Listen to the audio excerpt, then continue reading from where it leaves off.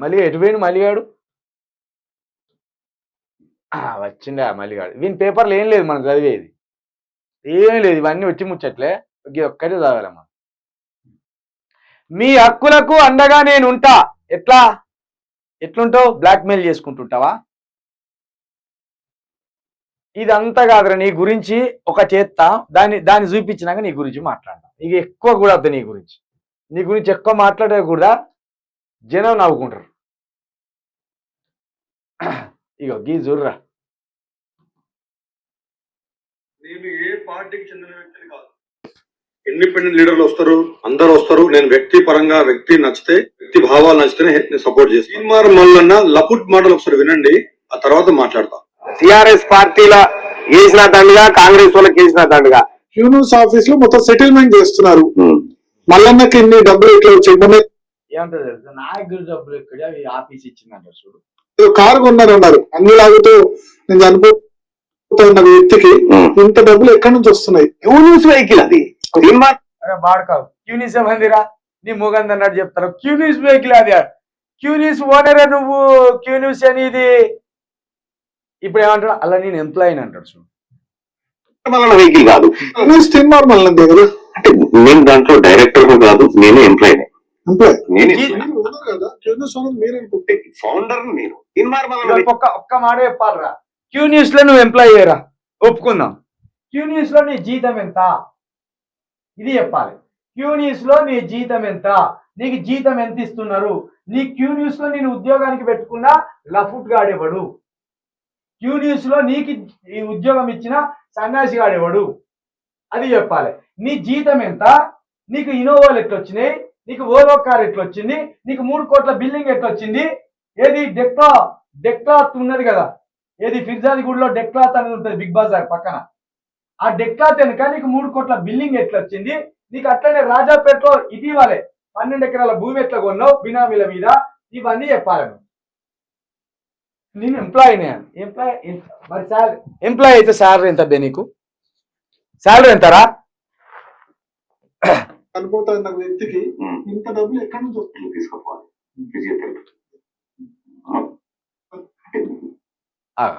ఇక్కడ ఏర్పడతా నీ కథ.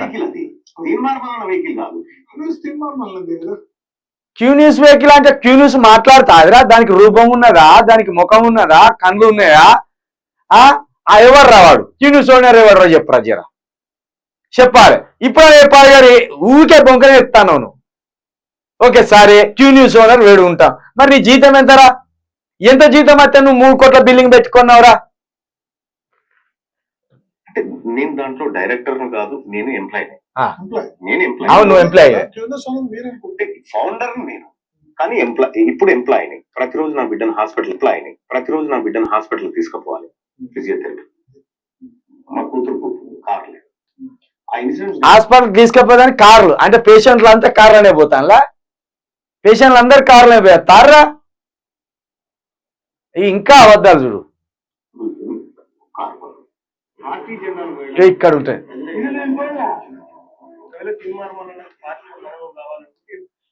తీన్మార్ మల్లన్న పార్టీ జెండాలు మోయడానికి రాలే, పార్టీల కాళ్ళు కడగడానికి వచ్చిండు. ఆ కాళ్ళు కడిగి నెత్తి మీద పోసుకోవడానికి వచ్చిండు అంటాను. నేను పార్టీ జెండాలను మోయడానికి రాలే, నేను ప్రజల ఎజెండాను మోయడానికి వచ్చిన. మళ్ళీ ఎవరైనా చూస్తే మస్తు మేధావీడు అన్నట్టు ఇట్లా పెట్టుకొని మాట్లాడుతాంటాడు. వారి సిగ్గులేని గాడిది,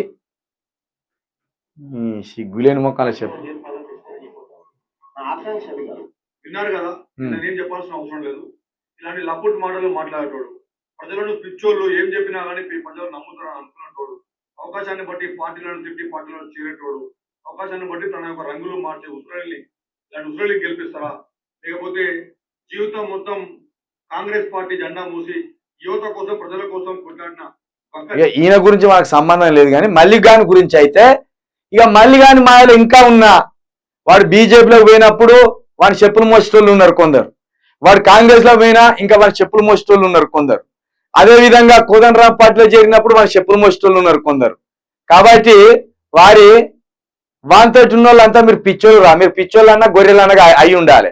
ఎందుకంటే వారి ఎదుగుదల కోసం ఎన్ని అబద్ధాలు ఆడతాలో ఆ అబద్ధాలన్నిటిని మీరు మోస్తాను. కాబట్టి మీరు కూడా అబద్ధాల జీవితాలు అయితే జర వాని మాయం నుండి బయటపడుర్రి.